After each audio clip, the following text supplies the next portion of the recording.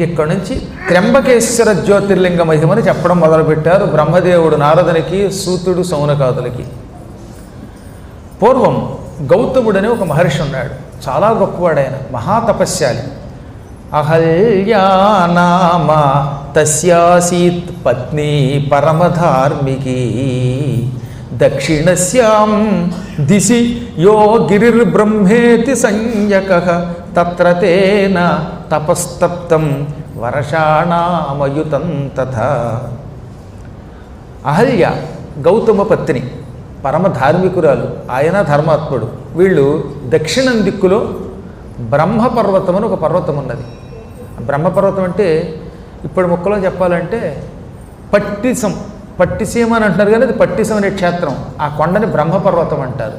ఆ బ్రహ్మపర్వత ప్రాంగణం దగ్గర వాళ్ళు తపస్సు చేశారు. అప్పటికి గోదావరి నది లేదు కదా, అదంతా కొండే. గోదావరి వచ్చాక కొండ పగిలిపోయి అదంతా నది అయిపోయింది. కానీ ఇప్పుడు మనం గోష్పాద క్షేత్రం అని పిలుస్తున్నాం కొవ్వూరు దగ్గర. అది కొవ్వూరు కాదు, అది గోవు ఊరు, గోవు ఊరు. క్రమంగా కొవ్వూరు అయిపోయింది, మన కొవ్వు మీద దృష్టి వెళ్ళిపోయింది. కానీ అది గోవు ఊరు, గోష్పాద క్షేత్రం. అది అదంతా బ్రహ్మగిరి అని పిలువబడేది ఒకప్పుడు. ఆ బ్రహ్మగిరి దగ్గర పరమపూజ్యుడు గౌతమ మహర్షి తన భార్యతో సమేతంగా వర్షాణామయుతం, అయుతము అంటే 10,000, వర్షములు అంటే సంవత్సరాలు, అయుత వర్షములు అంటే 10,000, సప్తం వర్షాణామయుతం అన్నాడు. అంటే ఆ మహానుభావుడు 7,000 అని చాలామంది అర్థం చెప్పారు. 7 × 1000 అని ఉట్టి అబద్ధం. అది 10,000 సంవత్సరములపై ఒక 7 సంవత్సరములు అధికముగా 7 సంవత్సరములతో అని చెప్పారు. కనుక వ్యాసుడు కొసమెరుపని ఉంటుంది కొంత, అంతకాలం తపస్సు చేశాడు ఆయన. ఈ విధంగా తపస్తప్తం, తపస్సుని బాగా కఠినంగా చేశాడు. తప్తము అంటే తప్తుడయ్యాడు. తపస్తప్తం, తపస్సుతో తన శరీరాన్ని కృషింప చేసుకున్నాడు. 10,000 సంవత్సరాలు తపస్సు చేశాడు ఆయన. ఆయన తపస్సులో ఉన్న కాలంలో ఈలోపు ఏమైపోయింది, 100 ఏళ్ళు వర్షాలు సరిగ్గా పడక భూమి అంతా ఎండిపోయింది. వర్షాణాంచ శతం అన్నాడు. 100 సంవత్సరములు భయంకరమైన కరువు వచ్చింది, మామూలు కరువు కాదు. ఈ కరువు కాలంలో ఎక్కడో కొన్ని చోట్ల తప్ప మరో చోట నీరే లేకుండా అయిపోయింది. ఉన్న నీరేమో మురికి నీరైపోయింది. ఆకులు అలములు తిందామన్న చెట్లు కూడా ఎండిపోవడం మొదలుపెట్టాయి. పంటలు లేకుండా అయిపోయాయి. ఈ కరువులో ఒకళ్ళనొకళ్ళు తినడం మొదలెట్టేశారు. ఎవడన్నా మనిషి కరువు తట్టుకోలేక చచ్చిపోతే, తిండి లేక చచ్చిపోతే వాడి శవాన్ని రహస్యంగా ఇళ్లలో పట్టుకుపోయి తక్కిన వాడు పీక్కు తినడం మొదలెట్టారట. అందుకే దూర్జటి కాళహస్తీశ్వర మహాత్మ్యంలో మానిసి తిని ఏడి కరువు అంటాడు. అంటే మనిషి తినేంత కరువు వచ్చి పడింది అన్నమాట. ఆకలి ఎక్కువైతే ఏం చేస్తారు? విపరీతంగా ఆకలి పెరిగిపోయి చచ్చిపోతున్నప్పుడు ఉచితాలు తెలియవు. విశ్వామిత్రుడు కుక్క మాంసం తినేశాడు. అది కూడా రాత్రికి వెళ్ళి ఓ చండాలుడి ఇంట్లో దొంగతనంగా తినడానికి ప్రయత్నించాడు పైగా. కాబట్టి ఒక స్థాయి దాటిన ఆకలి ఎక్కువైపోతే కళ్ళు వైర్లు గమ్ముతాయి అన్నమాట. ఎంతకాలం ఉపవాసం ఉంటాడండి ఎవడన్నా? ఎక్కువ శరీరం తట్టుకోదు. అందుకని ఏది ఉంటే తినేస్తారట. ఇంతెందుకు, పచ్చగడ్డి కూడా ఆవులతో పోటీ పడి తిన్నారు కొందరు. ఎండుగడ్డి నవిని తినేశారు. ఆవులు గడ్డి తింటూ ఉంటే ఈ గడ్డి ఎలా తింటాయో, గడ్డి ఫుడ్ ఏమిటో అనుకున్నవాడు ఆ గడ్డి నోట్లో వేసుకుని కర్రం అని నవ్వడం మొదలెట్టాడు. మరి చిత్రంగా చెప్పారండి ఇందులో. ఆవులు పేడ వేస్తే పేడ తినేసేట్టు కొందరు, ఆకలి ఎక్కువైపోయి. పేడ కూడా పేడ అనిపించలేదు అనమాట. ఆకలి వేసేవాడు పేడ కూడా రుచిగా ఉంటుంది. వాడు ఎవడో అన్నట్ట, ఆవు పేడ ఎంత రుచిగా ఉంది ఎంతకాలం మనకి తెలియలేదని. అంత భయంకరమయ్యింది. చాలామంది చచ్చిపోయారు. ఆ సమయంలో తలో దిక్కుకి కాందిసీకులై ఎక్కడ అన్నం దొరుకుతుందా అని అందరూ పారిపోయారు. ఒక్క చోట తప్ప మిగతా అన్ని చోట్ల ప్రాణులకు ఆహారం దొరకట్లేదట. ప్రపంచమంతా ఎక్కడ ఆహారం దొరుకుతుందో అనుకుంటూ ఉండగా ఒక రోజున నారద మహర్షి, భూలోకమంతా కరువు కాటకాలతో అల్లాడిపోతుంది. కానీ గౌతమ మహర్షి ఆశ్రమం ఏమిటో పచ్చగా ఉంది. గౌతముడు రోజు ఉదయమే ఏం మాయ పండుతున్నాడో కానీ వాడి ఇంటి ముందు కాస్త పంట పండుతోంది, ఆహారం దొరుకుతోంది, వచ్చిన వాడికి అంత అన్నం పెట్టగలుగుతున్నాడు అనగానే ఎక్కడెక్కడున్నటువంటి ఋషులు, మహానుభావులైన పండితులు, ఈ వేదం చదువుకున్న వాళ్ళు, ఉపనిషత్తులు చదువుకున్న వాళ్ళు, చదువుకొని వాళ్ళు వీళ్ళు అనే తేడా లేకుండా అందరూ కట్టకట్టుని దాదాపు ఓ 20-30 వేల మంది కుటుంబాలు గోదావరి తీరం అని ఇవాళ మనం పిలుస్తున్న స్థలం కేవలం బ్రహ్మగిరి, ఆ బ్రహ్మగిరికి వెళ్ళారు. మునిని చూడగానే సాష్టాంగ నమస్కారం చేశారు. మహాత్మా గౌతమ రక్షించు, ప్రాణరక్ష భిక్ష అన్నారు. వెంటనే ఆయన తపస్సులోంచి కన్ను విప్పి వాళ్ళకేసి చూశాడు. ఎంత తపస్సులో ఉన్నా ప్రాణం రక్షించని ఎవరైనా కోరుకున్నప్పుడు తపస్సులోంచి బయటికి రావాలట. దీక్షా విరమణ చెయ్యాలి. ప్రాణరక్షణ కంటే గొప్ప తపస్సు లేదు. అందుకే ఆయన కళ్ళు విప్పి చూసి, ఏమిటి మహాత్ములారా, ఎంతమంది వచ్చారు, ఇంతమంది పండితులు ఉన్నారు, వీరు తపస్సులు ఉన్నారు, మీలో చాలామంది గొప్పవాళ్ళు ఉన్నారు, చదువుకున్న వాళ్ళు ఉన్నారు, మీరంతా వచ్చారేమిటని అడిగాడు. కరువు వచ్చి చచ్చిపోతుంటే పాండిత్యం ఏం చేస్తుంది బాబు, ఎముకలు ఎండిపోతున్నాయి, దాహం వేస్తోంది, తినడానికి తిండి లేదు, తాగడానికి నీళ్లు లేవు, అందుకే కరువుతో అల్లాడిపోయి నీ దగ్గరకు వచ్చాం, రక్షించు బాబోయ్ అన్నారు వాళ్ళు. అప్పుడు ఆయన బాగా ఆలోచించాడు, వీళ్ళందరికీ నీరు కావాలి, అన్నం కావాలి, నా దగ్గర ఏదో తపశ్శక్తిలో ఒక పెసరు ఉంది కానీ ఇంతమందికి పెట్టేందుకు లేదు, ఈ సమయంలో నాకు దిక్కు ఒకటే అనుకున్నాడు ఆయన. మీరు కాసేపు ఇక్కడే కూర్చోండి అని వాళ్ళకి నచ్చ చెప్పి కూర్చోబెట్టి తన ఆశ్రమం వెనక ప్రాంగణానికి వెళ్ళాడు. అత్యంత భక్తితో ఓం యమం మే వరుణ శృతి హవమధ్యాచ వ్రణయత్వాం అవశ్యురాచకే అని వరుణదేవుణ్ణి ప్రార్థించాడు. వెంటనే వరుణ సూక్తం చదవగానే వరుణుడు ప్రత్యక్షమయ్యాడు. నాయనా మహర్షి, నన్ను ఆహ్వానించిన కారణం ఏమిటన్నాడు. ప్రజలంతా వర్షం లేక అల్లాడిపోతున్నారు, కుంభవృష్టి కురిపించి ప్రాంతం అంతా సస్యశ్యామలం చేయవయ్యా అన్నాడు ఆయన. అప్పుడు ఆయన నవ్వి, దేవాజ్ఞాంచ సముల్లంఘ్య కథం కుర్యామహం చతాం అన్యత్ ప్రార్థయ సుజ్ఞోసి యదకం కరవాణితే.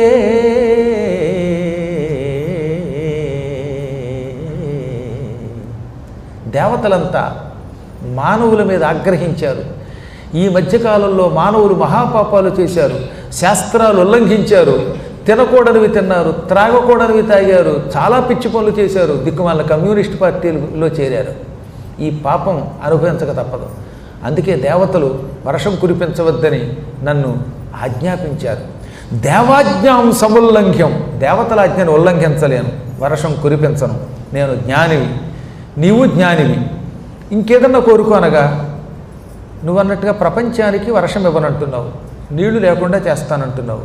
కానీ ఇక్కడికి వచ్చినటువంటి వాళ్ళు నన్ను నమ్ముకుని నా దగ్గరకు వచ్చి మంచినీళ్ళు ఇప్పించు, అన్నం పెట్టు అని నన్ను వరం అడుగుతున్నారు. తప్పు చేసినా వాళ్ళకి నేను అభయం ఇచ్చాను, అన్నం పెట్టాలి, నీళ్ళు ఇవ్వాలి, నువ్వు వర్షం కురిపించవు. అయితే ఓ పని చెయ్యి, అందరికీ వర్షం కురిపించకపోయినా నాకు ఇవ్వచ్చుగా నువ్వు నీళ్లు, నేను కోరుకున్నప్పుడల్లా నాకు జలం వచ్చేలా చెయ్యి. అక్షయం సర్వదేవేశం దివ్యం నిత్య ఫలప్రదం జలం మమ, నా దొడ్లో మాత్రం ఎప్పుడు నీరుండేలా చెయ్యి. అక్షయంగా ఉండాలా జలం, అమృతంలో ఉండాలా జలం, తీయని చక్కని మధురమైన జలం నా దొడ్లో నిరంతరం ఊరేటట్టు చెయ్యి.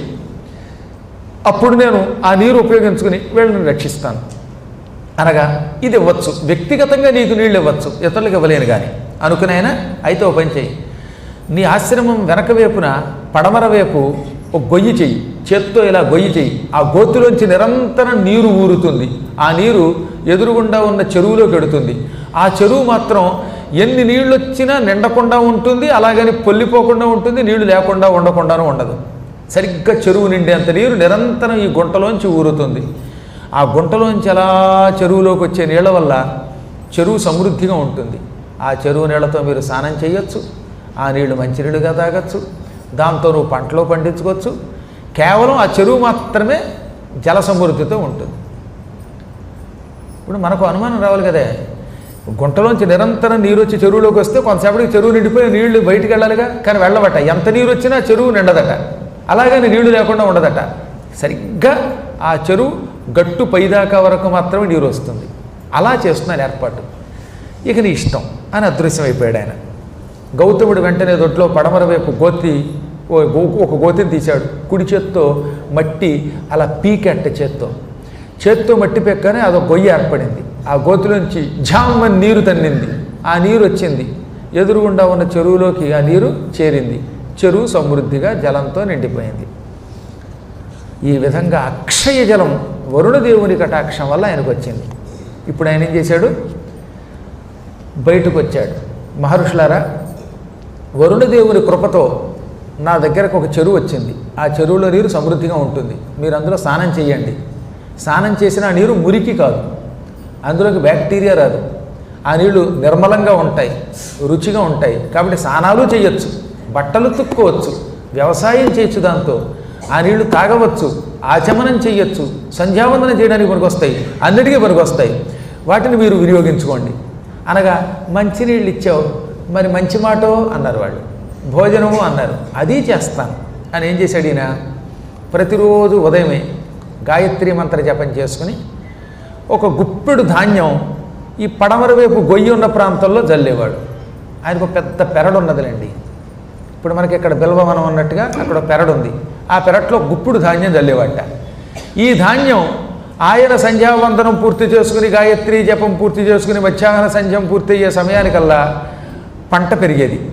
ఈ ధాన్యం కాస్త మొక్కలైపోయేది. మళ్ళీ ఆ మొక్కలు కూడాట ఆయన జల్లేవి నిజానికి వడ్లు. వరి ధాన్యం జల్లినా వరిగింజలు భూమి మీద పడి ఈ వరిగింజలు కాస్త గోధుమలుగా, కందులుగా, పెసలుగా, మినువులుగా, నువ్వులుగా, వరిగా, ఇలా రకరకాల నవధాన్యాలుగా మారిపోయాయి. ఇంకా వర్ణించనలుగా అనేక రకాలైన ధాన్యాలు కూడా, సజ్జలు, జొన్నలు ఇవన్నీ కూడా వచ్చేసాయి. చెరుకు రసం కూడా వచ్చేసేది. అవన్నీ ఈయన మధ్యాహ్న సంధ్యావందనం పూర్తయ్యే సమయానికల్లా మొక్కలు పెరిగి పెద్దవయ్యేవి. చిత్రం ఏంటంటే ఒక మొక్క నుంచి ఒక రకమైన ధాన్యమే వస్తుందన్నమాట. ఒకటి వరి మొక్క, ఒకటి గోధుమ మొక్క, ఒకటి కంది మొక్క, ఒకటి పెసర మొక్క. పెసర మొక్క అంటే పెసరు రావాలిగా, కాదట. ఈ మొక్క మధ్యాహ్నం 12ంటికి తనంత తానే విరిగిపోయి, అంటే ఎవడో కొడవలతో పొలం కోసినట్టుగా అయిపోయి ఆ మొక్క ఈయన గుడిసెలోకి వచ్చేది. ఆ మొక్క అలా పైకి తన తలనెత్తి టపా పెసలు రాల్చేది. ఆ పెసలు ఎన్నుండేవిట? ఆ పూట భోజనమునికి ఎంతమంది వస్తారో అంతమందికి పెసరపప్పు వండడానికి కావలసిన పెసలు ఇచ్చేదిట. ఎంతమంది ఉన్నారో అందరికి పనికొచ్చే కందిపప్పు, కంది మొక్క ఇచ్చేది. మళ్ళీ కందులు కాదు, కందిపప్పు అయిపోయింది అనమాట కిందకి పట్టడంతో. మినప్పప్పు, శనగపప్పు, మళ్ళీ ఛాయ మినప్పప్పు, ఆ మొహం పప్పు, ఈ మొహం పప్పు, ఇలా ఒకటే అన్ని పప్పులు వచ్చిపెట్టాయి. మన నోట్లోకి ఏమేమి వెళ్ళాలో అవన్నీ వచ్చేవి. ధాన్యం వచ్చేది. ఇక గోధుమలు వచ్చిపడి కొంతమంది అన్నం తినవండి, వరి అన్నం, గోధుమలు తింటామండి. కారణం మా శరీరంలో కొన్ని ప్రత్యేక పదార్థాలు ఉన్నాయని అంటారే షుగర్ పేషెంట్లు, వాళ్ళ కోసం వాడి గోధుమలు అన్నం ఉండేది. ఇంతమందికి ఇవన్నీ కావలసినవన్నీ అవి ఆ మొక్కలు ఇచ్చేసిపోయేవి. ఈ లోపు ఈయన జపం పూర్తి చేసుకుని గుడిసెలోకి వచ్చేసరికి ఈ ధాన్యాలు సిద్ధంగా ఉన్నవన్నీ, మహర్షి మేము రెడీ అవ్వమా అనేవిట. అనేవాడు ఆయన. అప్పుడేం జరిగింది తమాషా? ఆ తపశ్శక్తి వల్ల, ఆయన మహాతపశ్శక్తి వల్ల ఆయన కుటీరంలో అగ్నిహోత్రుడు రకరకాల పొయ్యిలుగా మారిపోయాడు. ఈ పొయ్యిలన్నీ భగ మండేవి. అడుగున కట్టెలు లేకుండానే అగ్ని మండేవట. కట్టెలు, గ్యాసులు, సబ్సిడీలు ఏమీ లేకుండా అగ్నిహోత్రుడు భగ్గని మండేవాడు. వాటి మీద కొండలు వచ్చేవి. ఈ కొండల్లోకి నీళ్లు వచ్చేవి. ఆ నీళ్లలో ఓ దాంట్లో బియ్యం, ఓ దాంట్లో కందిపప్పు, ఓ దాంట్లో పెసరపప్పు, ఇవన్నీ పడిపోయేవి. క్షణాల్లో అన్నం ఉడికేసేది. ఈ విధంగా మహానుభావుడు అన్నీ ఏర్పాటు చేసేవాడు. కొంతసేపటికి ఉడికిన పదార్థాలన్నీ టుపుకున గంగాళాలన్నీ బయటకు వచ్చేసేవి. ఇప్పుడు అందరినీ పిలిచి మహాత్ములారా కూర్చోండి అనేవాడు గౌతముడు. వాళ్ళందరూ దర్జాగా బారులు తీరు కూర్చుని ఉంటే ఆయన మహామహిమ ఎంత గొప్పదంటే అందరి దగ్గరికి అరిటాకులు నడిచొచ్చి పడుకునేవిట. అరిటాకులు టింగ్ టింగ్ టింగ్ అని నడిచొచ్చేసేవి. మళ్ళీ మామూలు అరిటాకులు అనుకుంటున్నారా? దిక్కుమాల ముదిరాకులు, ఏడాది క్రితం పట్టుకొచ్చి ఫ్రిడ్జ్లో పెట్టిన అరిటాకులు, కుట్టుటాకులు, ఆ కుట్టుటాకుల్లోంచి వచ్చేటటువంటి పుల్లలు, ఆ పుల్లలు గొంతుకులు గడ్డుపడ్డం ఇవేమీ లేవు. మంచి అప్పుడే మువ్వ విరిసిన, మిసమిసలాడిపోతున్న, పసిమి కలిగిన లేత చిగురరిటాకులు వచ్చి ఇదిగో మేము ఇక్కడ పడుకుంటున్నాం అని చక్కగా తమంత తామే నేల మీద పరుచుకునేవి. అరిటాకులు రాగానే పక్కన పాత్రలు వచ్చేవి, బంగారం పాత్రలు, వాటిలో నీరు ఉండేది. అంటే ఆ పోసనకు కావలసిన నీళ్లు కూడా సిద్ధంగా ఉండేది. ఇప్పుడు చూడండి వరసగా వంకాయ కూర, టెంకాయ పచ్చడి, గోంగూర పచ్చడి, కొరవికారం, గుంటూరు గోంగూర, గుంటూరు కొరవికారం కూడా వడ్డించాడు ఆయన. ఎంత అదృష్టవంతుడండి బాబు మా ఇద్దరు గొడవ. ఈ విధంగా మొత్తం ఎక్కడికి వచ్చి పడిపోతున్నాయి. ఇక తర్వాత వరసగా దెబ్బకాయ పచ్చడి, అదేదో దొండకాయ కూర, బెండకాయ కూర, మళ్ళీ ఆనపకాయ పులుసు, ఆనపకాయ పచ్చికూర, ఒక్క బెల్లం వేసిన ఒకే తప్పని వచ్చి పడిపోయాయి అక్కడికి. ఈ విధంగా అయ్యాక ఆఖరి పప్పులు, ఉప్పులు, ఇవి కాకుండా ద్రాక్ష పానక నారికేడములతో, రంభాపుల శ్రేణితో, గోక్షీరంబులతోడ, మండెకలతో, క్రొన్నేతితో, పప్పుతో, ద్రాక్షాపానకాలు ఓ పక్కన, రసాలు కూడా పెట్టేవారు పూర్వం, పానీయాలు. మధ్య మధ్యలో భోజనంలో కొంచెం ద్రాక్ష రసం, మధ్య మధ్యలో కాస్త నిమ్మరసం, దానిమ్మ రసం, అవో బత్తాయి రసం, ఇవన్నీ తాగుతూ ఉండేవారు. మళ్ళీ భోజనం చేసేవారు. కొబ్బరికాయలు ముక్కలు, దాంట్లో వడపప్పు కూడా వేసేవారట. చలివిడి కూడా తిన్నారట భోజనం మధ్యలో. ఇంకా కజ్జికాయలు, అవేవో గోరుమీటీలు, చేగోడీలు, ఆగోడీలు, ఈగోడీలు, లడ్డూలు, ఇవన్నీ ఫుడ్ కింద వచ్చి పడ్డాయి. ఇవన్నీ ఎప్పుడైతే చేరాయో వీళ్ళు పులకించిపోయేవారు. ఏళ్ల తరబడి సరిగ్గా తిండి లేని వీళ్ళందరికీ కూడా ఇప్పుడు ఈ పిండి వంటల భోజనం ఎదురుకుండా కనపడగానే లొట్టలు వేసుకుంటూ ఎప్పుడు ఆపోసన పడదామా అని ఉండేదన్నమాట. అన్నీ వడ్డించేదాకా తినడానికి లేదు. ఇది ఒక పెద్ద బాధ. అరిటాకులు అన్నీ పడుతూ ఉంటాయి, చేతిలో నీళ్లు పోసి గోవిందనామస్మరణ చేసి ఆపోసన పెట్టాక తినాలి కదా. ఈలోపు వీళ్ళు ఆగలేక తొందరగా ఎప్పుడు వస్తాడరా బాబు వీడు ఆపోసన అనుకునేవారు. అలాగే వీళ్ళందరూ నానాయాతన పడుతూ ఉండగా ఆపోసన చేతిలో పోసి తినండి అనేవాడు ఆయన. ఆ మహాత్ముని సామర్థ్యం వల్ల వాళ్ళు ఆపోసన ఎత్తి ఇక తినడం మొదలెట్టేవారు. ఎవడు ఏ పదార్థం ఎంత కోరుకుంటే అంత వచ్చి పడిపోతుంది అరిటాకు మీద. ఒకడు దబ్బకాయ పచ్చడి అంటే దబ్బకాయ పచ్చడి వాడు ఎంత కోరుకుంటే అంతే వస్తుంది. ఒకడు అప్పం అంటే అప్పమే వస్తుంది, ఒక డెప్పం అంటే డెప్పం వస్తుంది, వాడు కొత్తిమీర అంటే కొత్తిమీర వస్తుంది. ఇలా ఆయా వ్యక్తులకి కావలసిన పదార్థములు అరటి ఆకు మీద అంతే ప్రత్యక్షమవుతూ ఉంటే పరమతృప్తితో తినేసారు వాడు. తిన్నాక ఆయాసం రావాలిగా. కానీ ఇది అమృత పదార్థం, దివ్య పదార్థం. ఆయాసాలు, గ్యాస్ ట్రబుల్స్ అవేమీ లేకుండా శుభ్రంగా ఆరోగ్యంగా తిని తృప్తిగా బరేవు అన్నాక అప్పుడు లేచేవారు ఉత్తరాపోసనం పుచ్చుకొని. ఎంతమందికి ఆయన పూర్తిగా 100 సంవత్సరములు అన్నదానం చేశాడు. పూర్ణం వర్ష శతంచేవ, 100 ఏళ్ళు భోజనం పెట్టి అందరినీ రక్షించాడు. ఈ 100 ఏళ్ళు హాయిగా వీళ్ళ భార్యలు ఆ ఎదురుగుండా చెరువు ఒకటి ఏర్పాటు చేశాడుగా. అందులోనే స్నానాలు, అందులోనే తపస్సులు, అందులోనే జపాలు, అందులోనే కావలసినవన్నీ చేసేవారు. కొంతకాలం గడిచింది. కాలక్షేపం అవుతూ ఉంటే ఏది పని అవ్వకుండా ఏ పని లేకుండా ఉట్టినే కూర్చోబెట్టి ఏ కష్టము లేకుండా కడుపు నిండా పెడుతూ ఉంటే కొంతమంది ఆడవాళ్ళకి ఏం చేయాలో తెలిసేది కాదు. వాళ్ళు ప్రొద్దుటే బయలుదేరి ఈ చెరువులోకి వచ్చారు.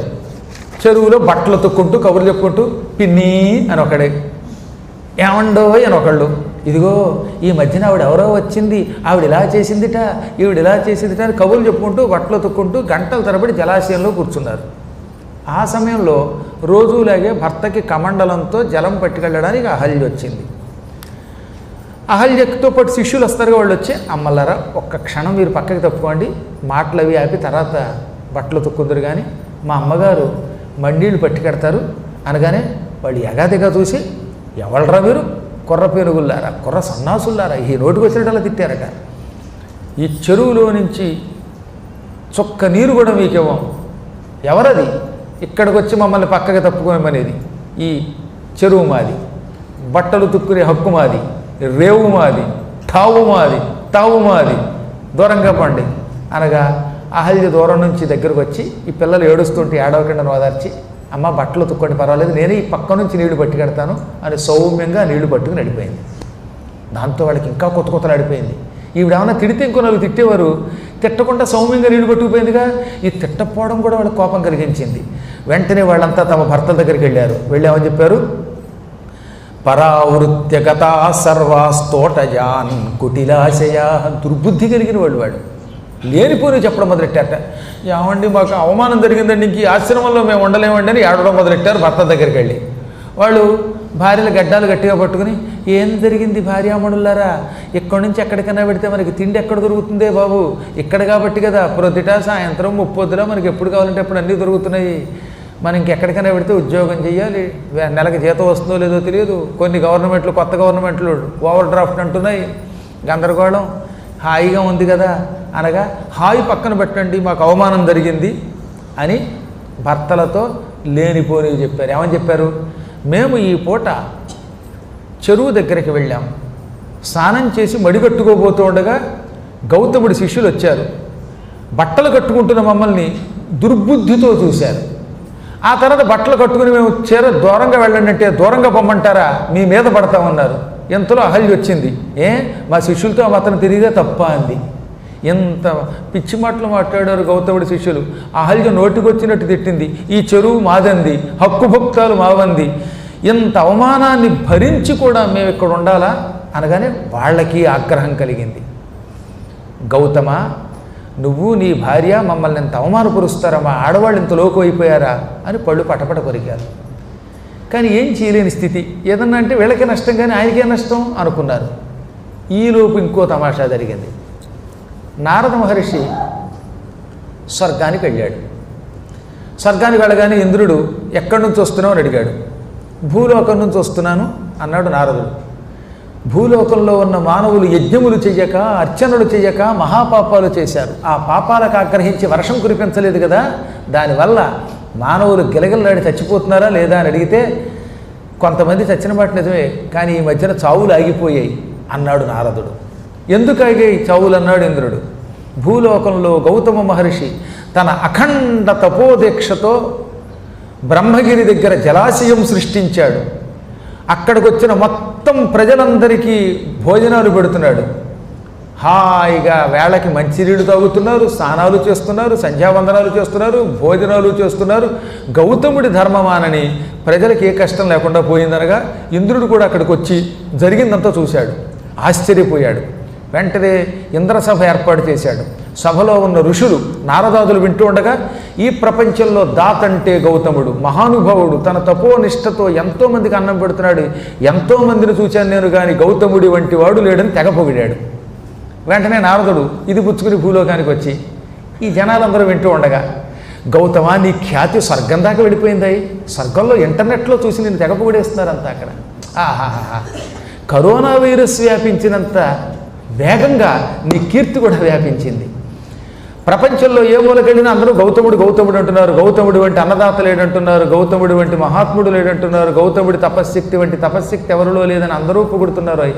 ఇంద్రుడి సభలో కూడా ఈ పూట ఇంద్రుడు నిన్నే ప్రశంసించాడనగానే గౌతముడు వినయంగా, ఇంద్రుడి యొక్క గొప్పతనం కానీ నా గొప్పతనం ఏముందండి, ఇంతమంది పుణ్యాత్ములు నా దగ్గరకు వచ్చి అన్నం తింటున్నారు కాబట్టి నాకు కీర్తి వచ్చింది, అన్నం తింటున్న వాళ్ళు గొప్పవాడు తప్ప నేను కాదన్నాడు ఆయన. ఇది నిజమే అనుకున్నారు వీళ్ళు. ఈ విధంగా వీళ్ళు అనుకున్నారు మనం పుచ్చుకుంటున్నాం, ఆయనకి పుణ్యం వస్తుంది. కానీ అందరూ ఆయన్నే పొగుడుతున్నారే. ఆ దాతకి పేరు తెచ్చిపెట్టే మనలాంటి వాళ్ళని ఒక్కళ్ళు పొగట్టం లేదు. మొన్నేమో ఆడవాళ్ళకి అవమానం జరిగింది గౌతమ పత్ని వల్ల, గౌతమ శిష్యుల వల్ల. ఇప్పుడేమో ఈ నారదుని ద్వారా మనకు కూడా అవమానం వచ్చినట్టు తెలుస్తోంది. వీడి సంగతి ఏమిటో చూద్దాం అనుకున్నారట. వాళ్ళల్లో ఒక ఆయన కొంచెం విఘ్నేశ్వరోపాసకుడు. గొప్ప గొప్ప పనులు కాదు కానీ చిన్న చిన్న పనులు అవసరమైతే విఘ్నేశ్వరుడి ద్వారా చేయించుకోగలడు. కరువు తీర్చేంత శక్తి ఉండదు కానీ ఇతరులు పాడు చేసే శక్తులు మాత్రం ఉన్నాయి వాడి దగ్గర. ఆయన వెంటనే గణేశం పూజయామాసు సంక్రుద్ధాస్తే కుబుద్ధయక. ఈ దుర్బుద్ధి కలిగిన వాళ్ళు, ఆ మహానుభావుడి తిండి తిని ఆయన దగ్గర బతికిన వాళ్ళు, దిక్కు లేక అలో లక్షణాన్ని ఏడ్చిన పాపాత్ములు ఇవాళ ఆయన పడగొట్టడానికి విఘ్నేశ్వరుణ్ణి పూజించారు. విఘ్నేశ్వరుడు కూడా ప్రసన్నుడయ్యాడు. కొన్ని పూజలు చేస్తే రాను అనడానికి లేదుటండి, వచ్చింది తెప్పలో, అందుకే నేను రావాల్సిందే. ఆవిర్బభూవచ తథా ప్రసన్నో హి గణేశ్వరగా ఉవాచ వచనం తత్ర భక్తాధీన ఫలప్రదగా. విఘ్నేశ్వరుడు వారి ఉపాసనకి మెచ్చుకుని ప్రత్యక్షమయ్యాడు. ఏం వరం కావాలో కోరుకోండి అన్నాడు భక్తాధీనుడు గనక. అప్పుడు వాళ్ళు అన్నారు, నువ్వు మాకు వరం ఇవ్వాలనుకుంటే మేము చెప్పిన పని చేయాలి. ఈ గౌతముడిని భ్రష్టుని చేయాలనుకుంటున్నాం, దానికి నువ్వే మాకు సాయం చేయాలి. ఆయన రోజు పొద్దున్నే ఒక గుప్పిడు ధాన్యం దొడ్లో చల్లుతాడు, అది పంట అవుతోంది. ఆ పంట వల్ల మాకు అన్నం పెట్టగలుగుతున్నాడు. ఒక్క పూట ఆయన అన్నదానం చేయకుండా మనం అడ్డుకున్నామా ఆయన కీర్తి మొత్తం నాశనం అయిపోతుంది, ఇంటికి వచ్చిన వాడికి అన్నం పెట్టని పాపం చుట్టుకుంటుంది. నువ్వేం చేయాలి, చావడానికి సిద్ధంగా ఉన్న ఒక ముసలి ఆవు రూపంలో ఆ పంట దగ్గరికి వెళ్ళు. ఆయన జపంలో ఉండగా ఆయన వేసిన మొక్కల్ని లటుక్కుని నవిలి తినేయి. ఆయన ఒకవేళ హే హే అన్నాడా వెంటనే చచ్చిపోయి నీ లోకానికి వెళ్ళిపో, తర్వాత సంగతి మేము చూస్తాం అనగానే విఘ్నేశ్వరుడు ఇలా మూతి మీద చెయ్యేసుకుని, ఇదేం దుర్బుద్ధిరా, గోహత్యా పాపం ఆయనకు అంటగట్టడానికి నన్ను ఉపయోగించుకుంటారా, రామరామ ఈ విచిత్రమైనటువంటి సంఘటన ఎక్కడైనా ఉన్నదా అనుకున్నాడు ఆయన. అసాధు సాధుతాం చైవ సాధుశ్చ అసాధుతాం తథా కదాచిదపి నాప్నోతి బ్రహ్మోక్తమితి నిశ్చితం. ఈ మానవులు ఎంత విచిత్ర స్వభావం కలిగిన వాళ్ళు. చెడ్డవాడు మంచివాడుగా, మంచివాడు చెడ్డగా మారుతారు అని విన్నాం. అసాధువు సాధువు అవుతాడు, సాధువు అసాధువు అవుతాడు. నిన్నటిదాకా వ్యసనాలతో ఉన్నవాడు హఠాత్తుగా దీక్షల్లోకి వెళ్ళి భక్తుడైపోవచ్చు. ఇప్పటిదాకా మహాత్ముడు అనుకున్నవాడు భ్రష్టుడు అవ్వచ్చు. అటువంటిది ఇప్పుడు మీరు రుజువు చేస్తున్నారు. నిన్నటిదాకా తిండి లేక అల్లాడిపోతున్న మీకు తిండి పెట్టి మిమ్మల్ని గుండుల్లా తయారు చేసిన ఒక పండితుడిని భ్రష్టుడు చేస్తారా? ఆయనకి మీరు దుఃఖం కలిగిస్తున్నారా? మీకు సుఖం పెడితే, అన్నం పెడితే ఆయనకి నెత్తి మీద కన్నం పెడదాం అనుకుంటున్నారా? సర్లే, నేనేం చేయలేను, నేను మీ ఉపాసనకు లొంగాను, ఒక్కసారి మాత్రం మళ్ళీ ఆలోచించుకునే అవకాశం ఇస్తున్నాను. ఇటువంటి వరం కాకుండా మరి ఏదైనా వరం కోరుకోకూడదా అంటే, గణేశ, ఈ మంత్రము జపం చేసిన వాడు ఏం కోరినా చేస్తాను అని నువ్వు ఒకప్పుడు వరం ఇచ్చావు. మేము ఆ మంత్ర జపం చేశాం. మేము కోరుకున్నది మంచో చెడ్డో అనవసరం, నీకు మాకు వరం ఇయ్యి, లేదా మంత్రమే లేదు పొమ్మని పో, అది నీకే ఉంటుంది. మంత్రమునకు ప్రత్యక్షమై వరం ఇవ్వని భగవంతుడు గణేశుడు అని లోకం నిన్ను గురించి అనుకుంటుందనగా అంతమాట నాకెందుకులే, ఎలా జరగాలో అలా జరుగుతుంది. పశ్చాద్భావి భవేదేవ, జరగవలసింది జరుగుతుంది, ఈశ్వర సంకల్పం ఇది అనుకున్నాడు ఆయన. శివుడికి తెలియకుండా ఇది జరుగుతుంది అనుకుని అలాగే చేస్తానన్నాడు. మరునాడు ఉదయమే గౌతముడు గుప్పెడు ఒడ్లు దొడ్లో చల్లాడు. ఆ గుప్పెడు ఒడ్లు నవధాన్యములుగా మారి మొక్కలు పెరుగుతూ ఉండగా గణేశ్వరుడు అక్కడికి వచ్చాట. గణేశ తత్ర గౌర్భూత్వ, ఒక ఆవు రూపం ధరించాడు. అది కూడా ఎటువంటిది? జగామకిల దుర్బల, బక్క చిక్కిపోయి డొక్కలెండిపోయి చావడానికి సిద్ధంగా ఉన్న ఆవు రూపం ధరించి కొంచెం కొంచెం కన్నీళ్లు కారుస్తూ కళ్ళ వెంబడి ఈ మొక్కలు తినేయడం మొదలెట్టాడు. సరిగ్గా ఆ సమయానికి ఈ కుట్ర పన్నిన వాళ్ళలో ఒకడు వచ్చి, మహానుభావ గౌతమ, ఈ పూట మాకు అన్నదానం చెయ్యవా అనగా, అప్పుడు తపస్సులో చేరి బయటకు వచ్చి, ఎందుకు అన్నదానం చేయనన్నాడు. ఏ అన్నదానం చేస్తావు? నువ్వు వేసినటువంటి ఒడ్డు మొక్కల్ని, ఆ ధాన్య మొక్కల్ని ఆవు తినేస్తోందనగా, అయ్యయ్యో ఆవు తినేస్తోందా అని తపస్సు నుంచి లేవటం వల్ల ఆయన కూడా కొంచెం కోపంతో ఒక గడ్డి పరక తీసుకుని ఆ ఆవు మీదకి అలా విసిరి చల్ చల్ హై హై అన్నాడు. ఇంత చేసి ఆయన విసిరింది గడ్డి. ఆ గడ్డి పరక కూడా ఎండు గడ్డి పరక. ఈ గడ్డి పరక అసలు ఆవుకి తగలేదు, కానీ ఆ దెబ్బగా కింద పడి చచ్చిపోయింది ఆవు. ఇది కుట్ర కదా మరి. నిజమైతే ఈ గడ్డి పరకకి ఆవు చచ్చేది కాదు, కానీ కుట్ర అవ్వడం వల్ల, అది విఘ్నేశ్వరుడి మహిమ అవ్వడం వల్ల టక్కన కింద పడిపోయింది అది. ఆ ఆవుట తృణస్తంభేన, తృణస్తంభం అంటే గడ్డి పరక యొక్క చివర పోచ, ఆ ముక్కకే సా సృష్ట పపాత పృథివీతలే. స్పృష్టము అంటే తగలడం, తాకటం, అలా తగిలి తగలకుండా ఆ గడ్డి పరక పైన పడడంతో కింద పడిపోయిందిట. అందుకే ఏషపృష్ట అన్నారు కొన్ని చోట్ల. అసలు తగిలిందా లేదా, ఎంతైనా గడ్డి పరక తాకిందా లేదా అన్నది ఎవరికీ తెలియదు, కానీ గోవు మాత్రం కింద పడి చచ్చిపోయింది. దీనికోసమే కాసు కూర్చుని ఉన్నటువంటి ఋషులు ఉన్నారే, వాళ్ళ భార్యలతో పాటు వచ్చేసి, అమ్మ బాబా మహాపాపం జరిగిపోయింది. ఇంకేముంది, మహాపాపం జరిగింది. ఇంత ఇంత కాదు, ఘోర పాపం చేశాడు గౌతముడు. గౌతముడు చేసిన పాపం ఎవరో చేయలేదో. గౌతముడు పాపి, గౌతముడు పాపి, అహల్య పాపి, అహల్య మహాపాపిని అండం మొదలెట్టారు. గౌతముడికి కళ్ళు బయర్లు గమ్మాయి. అయ్యల్లారా, పాపి పాపి అని మీరు అరుస్తూ ఉంటే నా ప్రాణం గజగజలాడిపోతుంది. ఇంతకీ నేనేం చేశానో నాకే తిరిగట్లేదు అన్నాడు ఆయన. ఏం చేయటం ఏమిటయ్యా, నీ దొడ్లోకి వచ్చి గడ్డి మేస్తున్న ఆవును చంపుతావా? ఆవును చంపడం అంటే మహాపాపం తెలియదా? గోహత్య చేసి నేనేం చేశానంటావా అనగానే, మహానుభావులరా, మీకు తెలుసు అంతాను, మీరు చూస్తున్నారు, నేనేం చేశాను ఇక్కడ? అయ్యో, ఆవు వచ్చి గడ్డి తింటుందని గడ్డి పరక ఇసిరాను. గడ్డి పరక్కే అది చచ్చిపోతుంది అనుకోలేదు నేను. ఇప్పుడు నేనేం చేయను? కిం కర్తవ్యం క్వగంతవ్యం హత్యాచ సముపస్థిత, నేను ఎక్కడికి వెళ్ళను, ఏం చేయనని ఏడ్చాడు. అప్పుడు వాళ్ళు, నీ ముఖం చూడకూడదు, పంచమహాపాపాలు చుట్టుకుంటాయి. గోహత్య మహాపాపం, బ్రహ్మహత్య కంటే, స్త్రీ హత్య కంటే, శిశుహత్య కంటే ఘోర పాపం గోహత్య. దుర్మార్గుడా, నీ ముఖం చూస్తే మేమంతా కట్టుబట్టలతో స్నానం చేయాలి, నీ ముఖం చూస్తే నరకానికి పోతాం, నీ ఆశ్రమంలో ఉంటే దేవతలకి పితృదేవతలకి మా తర్పణాలు వెళ్ళవు, నీ తిండి తినకూడదు అండ మొదలెట్టారు. ఇంకా దారుణం తెలుసునండి, తాడితో భర్సిత, కొంతమంది రాళ్లతో కొట్టారట ఆయన్ని. దూరం నుంచి రాళ్ళు విసిరారు. పాషాణై, 41వ శ్లోకంలో చెప్పాను నేను, ఇందులో చెప్పింది తప్పే ఇంకో వేరే కల్పించి చెప్పటల్లా. పాషాణై సమతాడే రాళ్ళు విసిరి కొట్టారట పాపాత్మ అని. ఎంత పాపాత్ముడైతే మాత్రం రాళ్లతో కొడతారా? ఒక విధంగా ఆయన పాపమే చేస్తే మాత్రం. కృతజ్ఞులు కొందరు అలా ఉంటారు. ప్రపంచంలో ఎక్కడ చూసినా ఎక్కడో చోట ఎవడో వాడు దుర్మార్గుడు ఇలాంటి వాళ్ళు ఉంటారండి. ఉపకారం చేసిన వాడికి అపకారం చేసే పాపాత్ములు వాళ్ళు.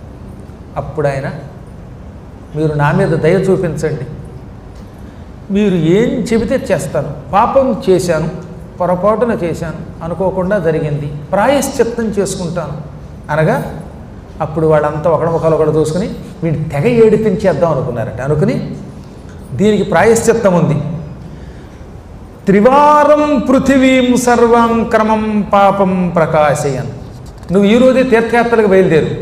నువ్వు వచ్చేదాకా ఇక్కడ నీళ్లు అవి మాకు వదిలి, ఇక్కడ మేము బతకడానికి కావాల్సిన ఏర్పాటు మాత్రం చేయి. మళ్ళీ నువ్వు మాత్రం భూమి చుట్టూ 3 సార్లు తిరుగు. ఆ 3 సార్లు తిరుగుతూ ఏం చేస్తావు? నేను గోవును చంపాను అని నీ పాపం ప్రకటించుకుంటూ, పాపం ప్రకటించుకోవాలి. పైగా ఎక్కడికి వెళ్ళినా నేను గోవును చంపాను, నన్ను క్షమించండి, నేను ఆవును చంపేశాను, నన్ను క్షమించండి అనుకుంటూ భూమి చుట్టూ 3 సార్లు తిరిగి ఎక్కడ తీర్థయాత్రలు ఉంటే అక్కడ తీర్థయాత్రలు చెయ్యి.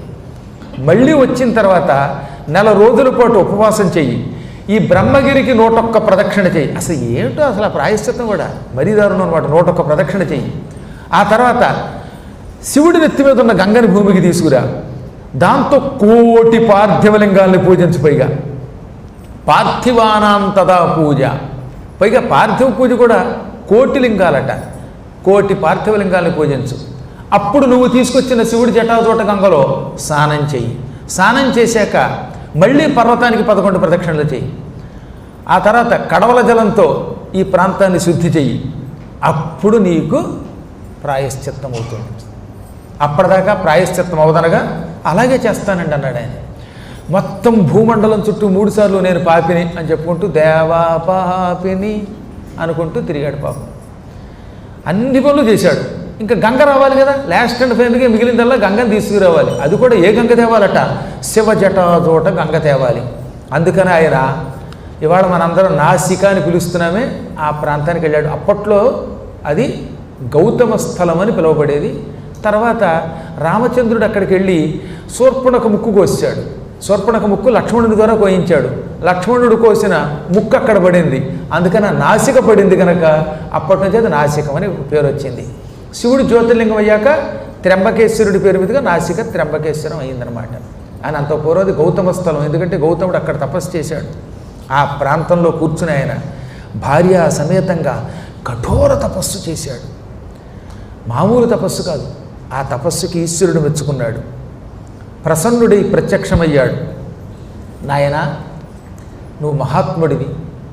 అందుకే నీవు చేసిన ఈ తపస్సు ఏడాది అయినప్పటికీ, అంటే 1 సంవత్సరమే నువ్వు నా కోసం తపస్సు చేసినప్పటికీ నేను ప్రసన్నుడై ప్రత్యక్షమయ్యాను.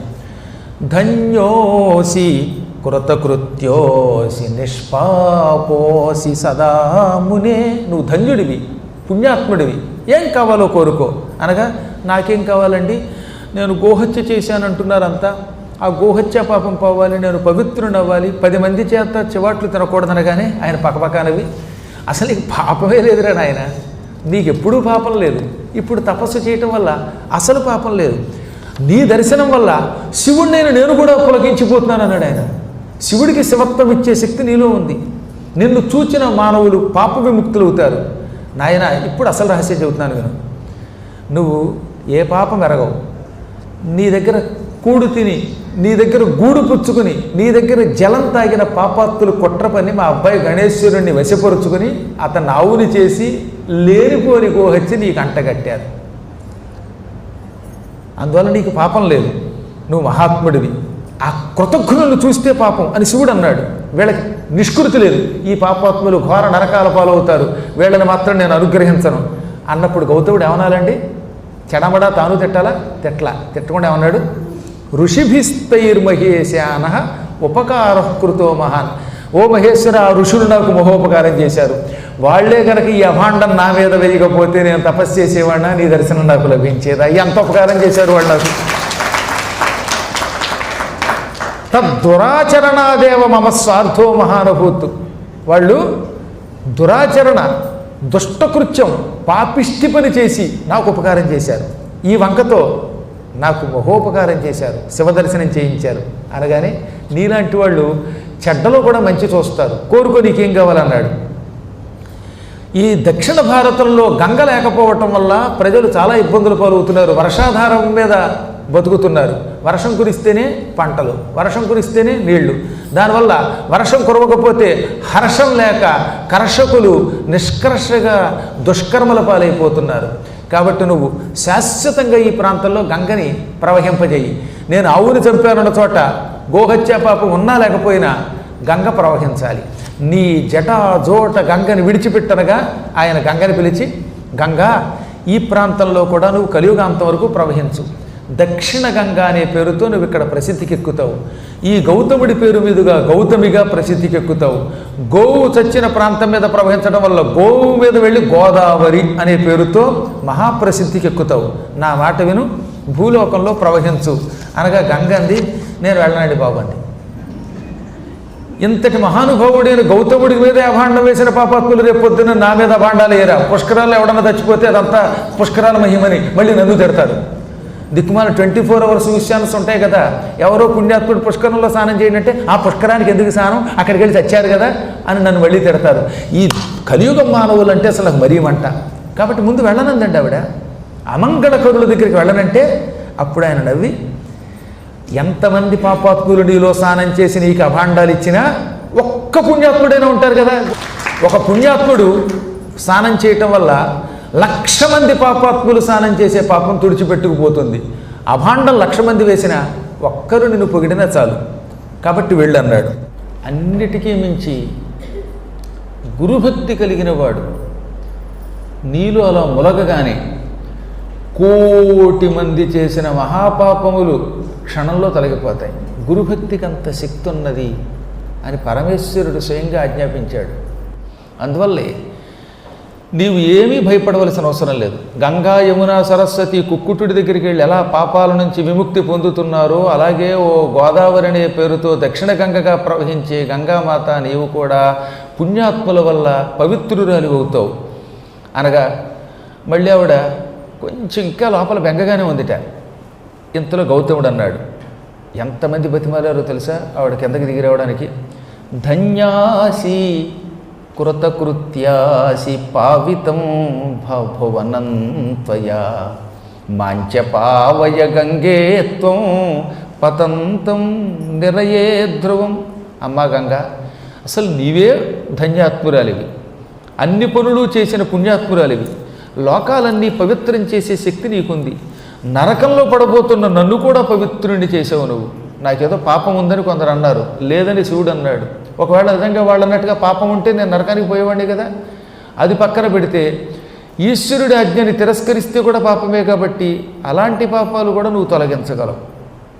నన్ను అనుగ్రహించి కలియుగాంతం వరకు ఇక్కడ ఉండమంటే అప్పుడు ఆవిడేమంది, దిగుతాను, శివుని జటాజూటం నుంచి కిందకి దిగుతాను, నీవు నడుస్తూ ముందు పెడుతూ ఉంటే నీ వెనక నేను వస్తాను, నువ్వు ఎక్కడికి రమ్మంటే అక్కడికి వస్తాను, నీతో పాటు వచ్చి ఆవు చచ్చిపోయిన స్థలం మీద ప్రవహిస్తాను, నీ గోహత్యా పాపం తొలగిస్తాను, నీ పేరు మీదుగా గౌతమినవుతాను, ఆవు మీద ప్రవహించి గోహత్యా పాపం తొలగిస్తున్నాను కనుక గోదావరినవుతాను, దక్షిణ గంగా అని పిలువబడతాను.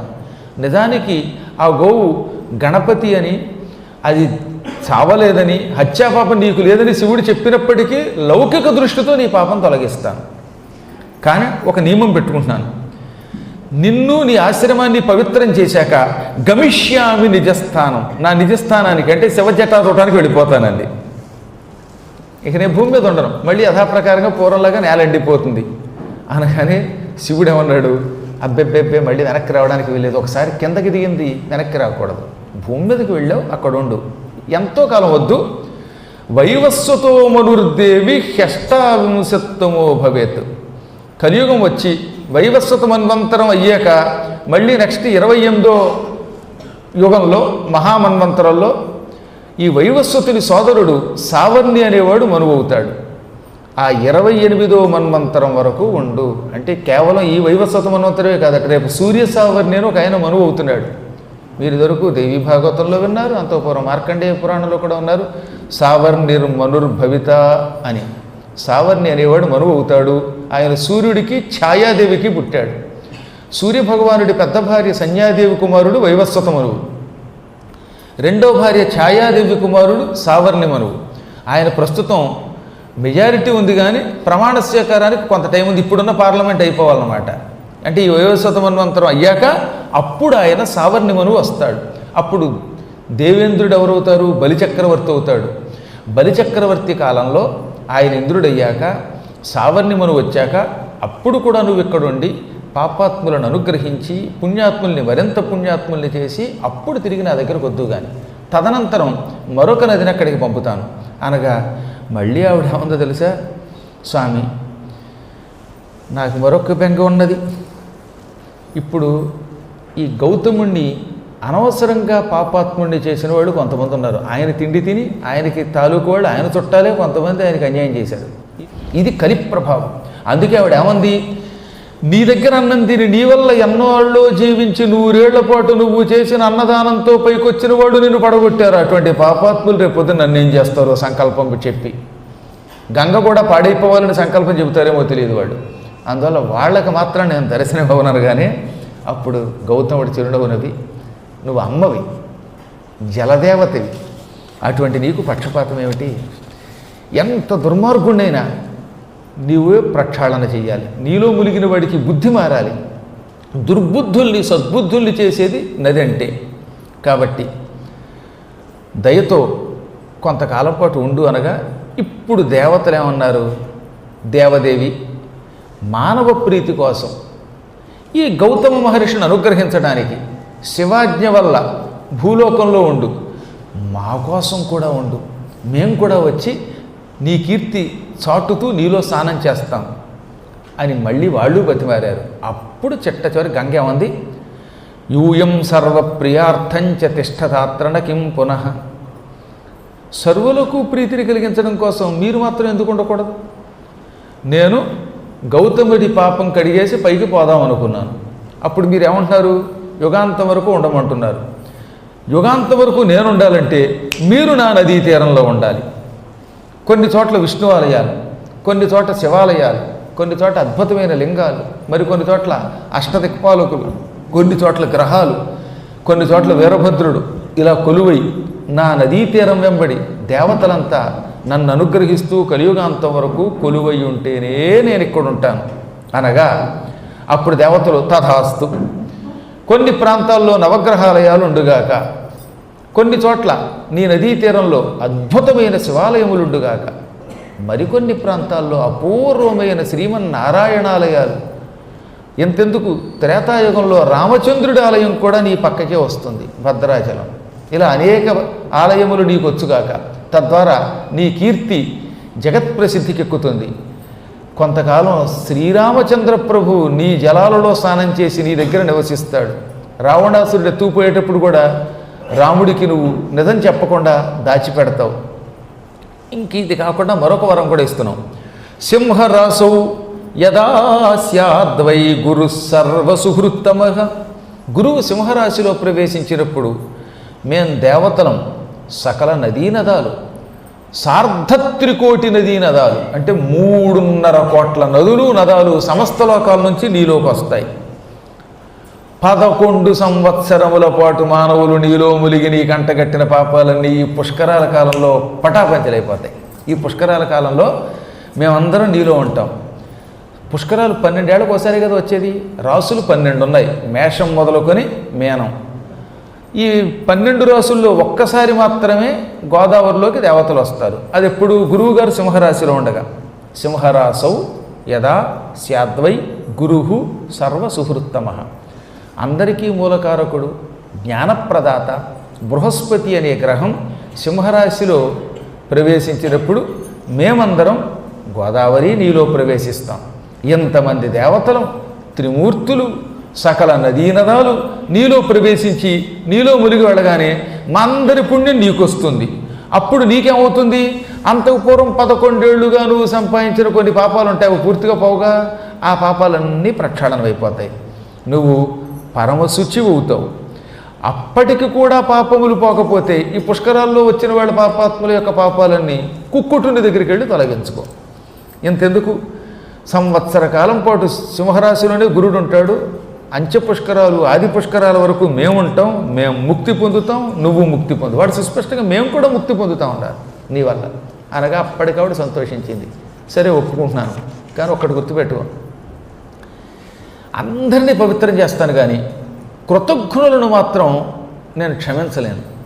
గౌతమ, నీకు ద్రోహం చేసిన వాళ్ళు అన్నద్రోహులు, మిత్రద్రోహులు, విప్రద్రోహులు, బ్రాహ్మణ ద్రోహులు. వాళ్ళు ఒకటి కాదు, సమస్త ద్రోహాలు చేశారు. వాళ్ళు నీ సాటి వాళ్ళు అయితే అయ్యి ఉండొచ్చు కాక, నీ గోత్రం వాళ్ళు అయితే అయ్యి ఉండొచ్చు కాక, నీ పక్కన ఉండవచ్చు కాక, కానీ నీకు ద్రోహం చేశారు, అన్నానికి ద్రోహం చేశారు, అంతెందుకు సమస్త ధర్మాలకి ద్రోహం చేశారు. అటువంటి వాళ్ళని నువ్వు శపించకపోతే నేను తరచుగా జలక్షాళనకు గురవుతాను. అనగా సంవత్సరంలో ఒక్క 5 రోజులు తప్ప మిగతా రోజుల్లో నేను నీళ్లు లేకుండా అయిపోతానండి. అప్పుడు మాత్రం ఆయనకి ఆగ్రహమే కలిగింది. నిజమే నువ్వు అన్నది, నా దగ్గర శుభ్రంగా తిండి తిని నన్ను గోహత్యాపాతకానికి గురి చేస్తారా ఈ పాపాత్ములు, కాబట్టి వీళ్ళందరికీ ఇదే నా శాపం.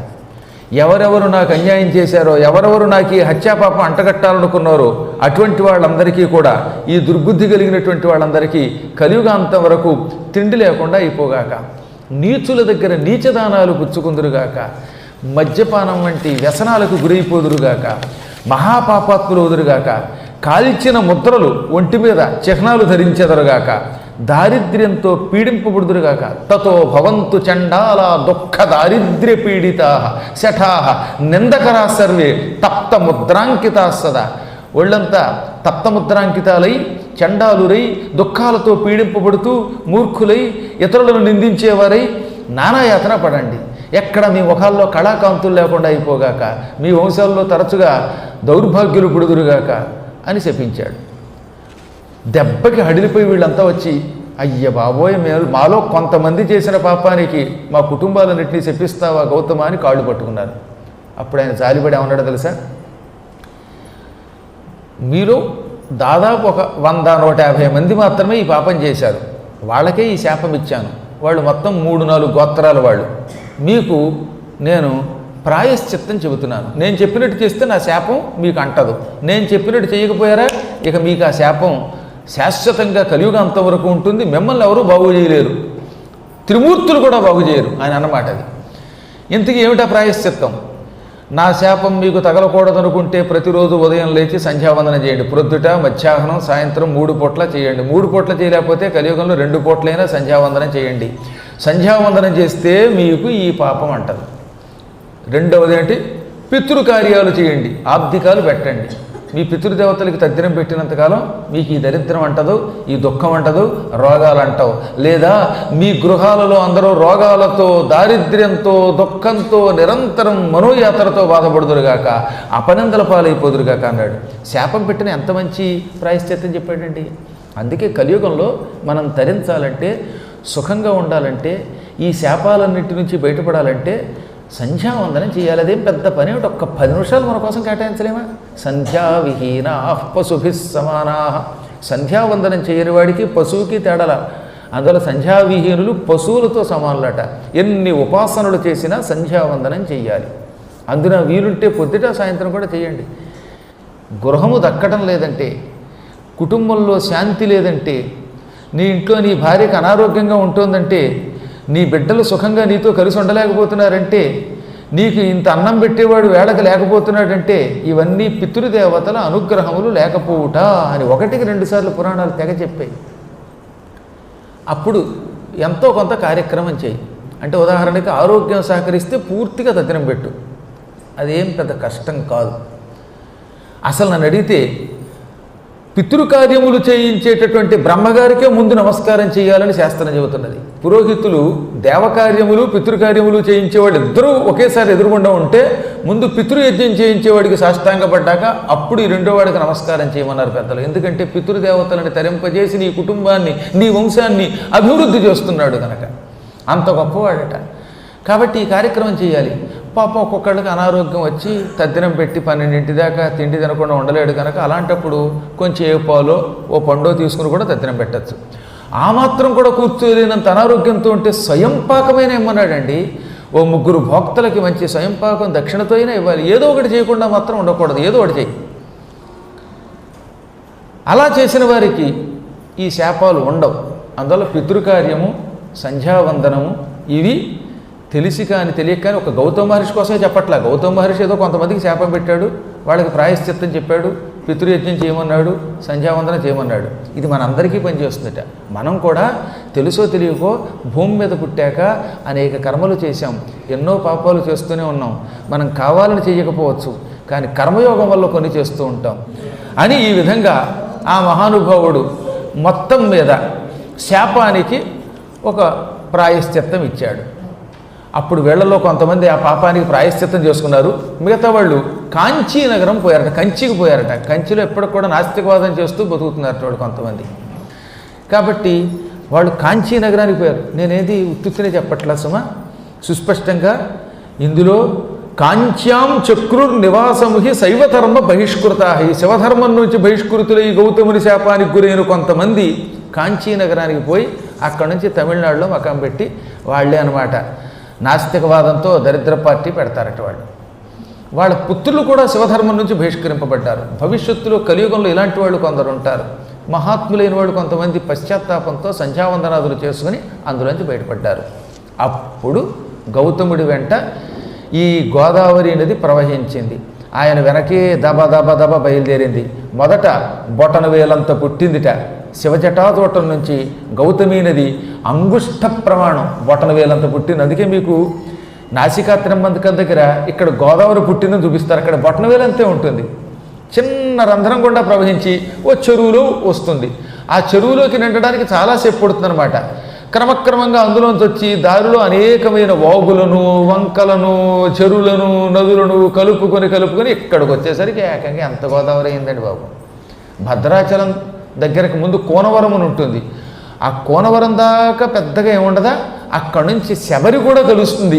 ఇంకక్కడి నుంచి విజృంభించి ఇటు వచ్చేసరికి మనకి చాలా పెద్దదై రాజమండ్రి దగ్గర ధవళేశ్వరం దగ్గర మహావైశాల్యంతో ఉంటుందన్నమాట. దక్షిణ గంగా అని పిలువబడి అక్కడి నుంచి మళ్ళీ 7 పాయలై అక్కడి నుంచి మళ్ళీ ఆ 7 పాయలు ఒక్కొక్క పాయ ఒక్కొక్క రకంగా వెళ్ళి సముద్రంలో కలుస్తుంది. గౌతముడి వెంట వచ్చిన ఈ నది ఇవాళ మనం గోష్పాద క్షేత్రం అని పిలుస్తున్న కొవ్వూరు ప్రాంతం దగ్గర అక్కడే గోవు చచ్చిపోయిన స్థలం అని చెప్పుకున్నాం కదా మనం. ఆ గోవు చచ్చిపోయిన స్థలం నుంచి ప్రవహించి వెళ్ళగానే అమ్మయ్య, పాపం చేసినా చేయకపోయినా పాపం బలాత్కారంగా నాకు అంటగట్టబడింది, ఆ పాపం నుంచి కూడా అంటే అభాండమనే పాపం నుంచి కూడా విముక్తి పొందాను అనుకున్నాడు ఆయన. ఆ క్షేత్రమునకు గోష్పాదం అని పేరు పెట్టాడు. అప్పుడు ఈశ్వరుడు ప్రత్యక్షమై ఇక్కడ నువ్వు స్నానం చేసి ధన్యాత్ముడవుక అని ఆదేశించగానే సంకల్పం చెప్పుకు స్నానం చేసి ఈశ్వర నాకు ఇంకొక కోరిక ఉంది అన్నాడు ఆయన. ఏమిటి కోరిక అన్నాడు ఆయన. నేను ఎక్కడ తపస్సు చేశానో అక్కడ కలియుగాంతం వరకు నా పేరు మీదుగా నువ్వు లింగ రూపంతో ఉండు. అది కూడా మామూలు లింగం కాదు, జ్యోతిర్లింగంగా ప్రజలను అనుగ్రహించు. సాధారణ లింగాలకి జ్యోతిర్లింగాలకి తేడా ఉంది. లింగము కొన్ని పాపాలే తొలగిస్తుంది, జ్యోతిర్లింగం ప్రారబ్ధ కర్మలను కూడా తొలగిస్తుంది. భయంకరమైన బ్రహ్మహత్యాది మహాపాపాలు స్పర్శ వల్ల తొలగించే శక్తి ఒక్క జ్యోతిర్లింగానికే ఉంటుంది. అందువల్ల నువ్వు సాధారణ లింగంగా కాకుండా జ్యోతిర్లింగంగా మారి మమ్మల్ని అనుగ్రహించు అనగా తథాస్తు. నాసిక ప్రాంతంలో నువ్వు స్నానం చేసి నిరంతరం నా కోసం తపస్సు చేసిన చోట, నేను నీకు ప్రత్యక్షమైన చోట నీ పేరు మీదుగా గౌతమేశ్వరుడు అనే పేరుతో ప్రసిద్ధికి ఎక్కుతాను. కానీ చాలామందికి గౌతమేశ్వరుడు అంటే అర్థం కాదు కనుక, ఆ ప్రాంతం నాసిక కనుక, నేను 3 కళ్ళు కలిగి నీకు ప్రత్యక్షమయ్యాను కనుక త్ర్యంబకేశ్వరుడు అనే పేరుతో కలియుగాంతం వరకు ఉంటాను. ఈ జ్యోతిర్లింగం అత్యంత పవిత్రమైనది. గోహత్యా పాపం కూడా తొలగిస్తుంది. మహాకృతఘ్నత అనే పాపాన్ని తొలగిస్తుంది. కృతజ్ఞుడి పాపానికి ప్రాయశ్చిత్తం లేదే. కానీ ఈ త్ర్యంబకేశ్వర లింగాన్ని ముట్టుకున్నవాడు కృతజ్ఞుడు కూడా కృతఘ్నతా పాపం నుంచి విముక్తి పొందుతాడు అని వరం ఇచ్చాడు. ఆ క్షణమే ఆయన అక్కడ లింగరూపం ధరించాడు. ఆ లింగంలో తన జ్యోతిష్ని నింపాడు. అదే ఇవాళ నాసికా త్ర్యంబకేశ్వరము అనే పేరుతో సుప్రసిద్ధికెక్కింది. అది గౌతముడి పేరు మీదుగా గౌతమేశ్వరలింగం అని కూడా పిలువబడింది. మహాద్భుతమైన ఫలితం ఇచ్చేటటువంటిది అది. ఈ కథని శ్రద్ధాసక్తులతో ఉన్న వాళ్ళు తెలుసో తెలియకో ఇతరులకు ద్రోహం చేస్తే అటువంటి ద్రోహాల పాపాలు కూడా పోతాయట. పరద్రోహం చేయకుండా మానవుడు ఉండలేడండి అనుకుంటాం, కానీ ఎంతో కొంత పరద్రోహం చేస్తాం. పైకి అందరూ మంచివాళ్ళమే, హాయిగా ఇంత నామాలు పెట్టుకుని ఎదురుగుండా కూర్చున్నంత మాత్రం చేత అందరూ మంచివాళ్ళు అనుకోవడానికి వీల్లేదు. లోపల ఏముంటుంది, ఏం తెలుస్తుంది? ఒక్కొక్కసారి కలియుగ ప్రభావం వల్ల కూడా ఎంత గొప్పవాళ్ళైనా దుర్బుద్ధి రావచ్చట. ఈ క్షణంలో ఎంతో మంచిగా ఉండే ఈయనే కాసేపు నాక ఏదైనా చెడ్డ పని చేయాలనిపించవచ్చు. కారణం ఏమిటంటే అది యుగ ప్రభావం అన్నారు. ఈ కలి ప్రభావం. కలిర్ధర్మ వినాశక. కలి ధర్మమును నాశనం చేస్తాడు, మహాత్ముల్లో దుర్బుద్ధి కలిగిస్తాడు. అసలు ఎన్ని ఉదంతాలు ఉన్నాయో తెలిసిన మీకు? పరీక్షిత్తు లాంటి గొప్పవాడు ఈ ప్రపంచంలో ఉంటట్టండి. కడుపులో ఉండగా విష్ణువును చూసినవాడు, ఆయన అనుగ్రహంతో బతికినవాడు. పుట్టగానే గర్భంలో ఉండగా నన్ను రక్షించిన విష్ణువు ఎక్కడున్నాడా అని అటు ఇటు పరిశీలించి చూశాడు. పరీక్షించి చూచి పరీక్షిత్ అని పిలువబడ్డాడు. అంతటి మహాత్ముడు కూడా దాహానికి తట్టుకోలేక శమీక మహర్షి మెడలో చచ్చిన పాము వేశాడంటే అదే కలి ప్రభావం అన్నారు. కలిర్ ధర్మ వినాశక. అలాంటి వాళ్ళు ఏం చేయాలి? త్ర్యంబకేశ్వర లింగాన్ని దర్శనం చేసుకోవాలి, వీలుంటే ముట్టుకోవాలి. ఇటువంటి పాపములు పోతాయన్నమాట.